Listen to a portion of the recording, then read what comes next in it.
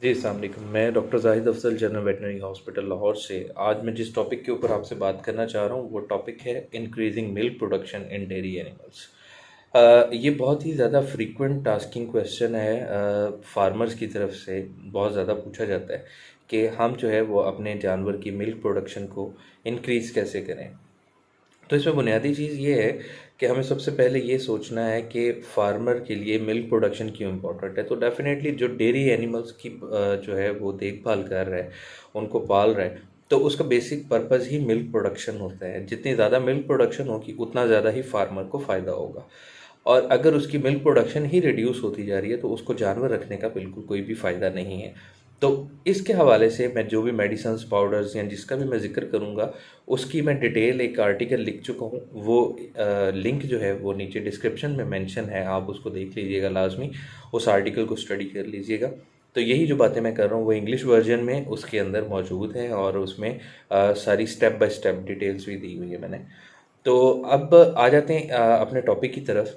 तो सबसे पहले डिटरमाइन करने की ज़रूरत है, हमें ये पता लगाने की ज़रूरत है कि वो कौन से फैक्टर्स हैं जो कि मिल्क प्रोडक्शन को इफ़ेक्ट करते हैं। कौन सी ऐसी वो चीज़ें हैं, कौन से ऐसे वो अवामिल हैं जिनकी वजह से जानवर जो है वो मिल्क प्रोडक्शन अपनी कम कर देते हैं। तो जब हम इन फैक्टर्स का पता चला लेते हैं तो फिर अल्टीमेटली जो है वो हम उसको प्रॉब्लम को इजीली रिजॉल्व कर लेते हैं। तो सबसे पहले प्रॉब्लम का पता चलाना है हमने कि प्रॉब्लम है कहाँ पे। तो उसमें जो बुनियादी तौर पे जो मेरे नज़दीक है वो 3 फैक्टर्स हैं। वो 3 फैक्टर्स ये हैं कि स्ट्रेस सबसे पहले जानवर के अंदर, इनकी डिटेल्स मैं आपको बताता हूँ अभी। जो सबसे पहला जो आता है फैक्टर जो कि मिल्क प्रोडक्शन को इफ़ेक्ट करता है वो होता है स्ट्रेस। सेकंड होता है वर्म्स या पैरासाइट्स का मौजूद होना है इंटर बॉडी या एक्सटर्नल बॉडी में। और थर्ड जो चीज़ है वो होती है ग्लूकोज, मिनरल्स और वाइटामिन्स की डेफिशिएंसी। तो जो स्ट्रेस है सबसे पहले आ जाएं उसके ऊपर कि स्ट्रेस जो है वो कितनी टाइप्स का हो सकता है। तो बुनियादी तौर पे तकरीबन 3 किस्म का जो स्ट्रेस है वो बड़ा आम है, कॉमन है, जो कि हम अक्सर जानवरों के अंदर देखते हैं। तो उसमें सबसे पहला जो स्ट्रेस है वो इन्वायरमेंटल स्ट्रेस होता है। इन्वायरमेंटल स्ट्रेस से मुराद है कि अगर जानवर जो है वो बहुत ही हार्श वेदर कंडीशंस के अंदर मौजूद है, बहुत ज़्यादा गर्मी के अंदर मौजूद है और उसको किसी किस्म की और जो है वो सहूलत मैसर नहीं है, तो वो डेफ़िनेटली अपना जो मिल्क प्रोडक्शन है उसको वो रिड्यूस करेगा। सेकंड जो चीज़ आती है वो है अगर वो बहुत ज़्यादा ठंडे सीज़न में है तो उसको कोई गर्माइश का जो है वो कोई सोर्स ऐसा नहीं मिल रहा जिसकी वजह से वो अपनी जो मिल्क प्रोडक्शन है वो रिड्यूस कर देता है। तो इन्वायरमेंटल जो स्ट्रेस है वो इस तरह से होता है। और दूसरा एक जो स्ट्रेस होता है वो होता है क्लिनिकल स्ट्रेस। सपोज़ जानवर बीमार हुआ, आपने कुछ मेडिकेशंस का इस्तेमाल किया, कुछ स्पेसिफिक स्टीरॉइड्स का इस्तेमाल किया, कुछ स्पेसिफिक एंटीबायोटिक्स का इस्तेमाल किया और उसके नतीजे में जानवर जो है वो मिल्क प्रोडक्शन जो है वो अपनी रिड्यूस कर गया। तो क्लिनिकल इसको बोलते हैं कि वो स्ट्रेस में आ गया जानवर। तीसरी जो चीज़ है वो फीड रिलेटेड स्ट्रेस होता है। आप कई मरतबा ऑब्जर्व करते हैं कि एक स्पेशल फीड आप जो है वो उसको अगर स्टार्ट करवाते हैं अपने जानवर को, तो वो बजाय इसके कि वो अपनी मिल्क प्रोडक्शन को इंक्रीज़ करे, वो उसको डिक्रीज़ करना शुरू कर देता है। तो इसका ये मतलब होता है कि ये मामला जो है वो फीड रिलेटेड है और ये भी उसके ऊपर स्ट्रेस कॉज कर रहा है। तो बुनियादी तौर पे स्ट्रेस की 3 टाइप्स हैं further: environmental stress, clinical stress और थर्ड जो है वो फीड रिलेटेड स्ट्रेस। ये कोई मैं आपको थ्योरेटिकल बात नहीं बता रहा, ये मेरी अपनी कैटेगरीज हैं, ये मैंने खुद से डिज़ाइन की हैं। ये मुझे उन हवालों से मैं आपसे बात कर रहा हूँ।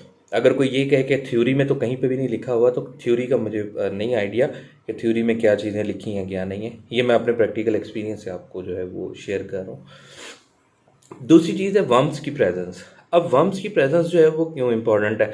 अब हम जो जानवर को चारा खिलाते हैं, जो उसको फीड इंग्रेडिएंट्स खिलाते हैं, definitely we don't take any type of hygienic measurements during the production of feed.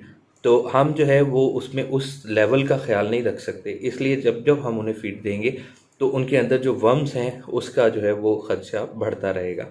तो ये जो काम है वो हर महीने लाजमी करें, डिवर्मिंग वाला, ताकि वो अंदर से क्लीन अप हो। अब उस डिवर्मिंग के लिए जो है वो प्रिकॉशंस वो सबको पता है कि प्रेगनेंसी में और किसी भी डिजीज़ कंडीशन के अंदर आप कोशिश करें कि सबसे पहले आप ये देखें कि जो डिजीज़ कंडीशन उसके अंदर आ रही है, आया कि उस डिजीज़ कंडीशन में हम डिवर्मर यूज़ कर सकते हैं या नहीं कर सकते। अगर तो कर सकते हैं तो बेफिक्र होकर फिर डिवर्मर यूज़ कीजिए।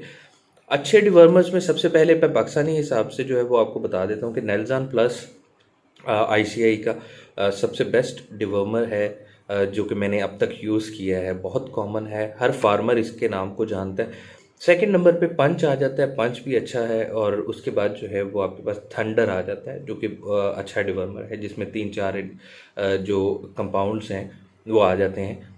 ऑक्सीक्लोजानाइड बेसिकली मैं आपको यहाँ पे कहना चाह रहा हूँ, जो इंग्रेडिएंट है, जो मेजर इंग्रेडिएंट है ऑक्सीक्लोजानाइड, ये लाइफ स्टॉक के अंदर एक बड़ा ज़बरदस्त जो है वो इफ़ेक्ट जो है वो प्रोड्यूस करता है। अगर इसके साथ कम्बिनेशन में लेविमिज़ोल भी हो और साथ में कोबाल्ट सेलेनियम भी हो तो ये और अच्छा इफ़ेक्ट करेगा, और अच्छा इम्पेक्ट करेगा। तो थंडर जो है वो चूँकि उसमें कोई 4-5 इंग्रेडिएंट्स हैं, तो वो भी एक अपनी जगह पे एक अच्छा डिवर्मर साबित हो सकता है। तो डिवर्मिंग जो है वो सबसे पहले करें, और उसके बाद जो है वो एक्टोपैरासाइट्स के हवाले से जानवर को लाजमी चेक करें कि उसके ऊपर कोई टिक्स, कोई किसी किस्म की फ्लीज या कोई इस तरह की जो है वो पिस्सू वगैरह, लाइसिस वगैरह तो मौजूद नहीं है।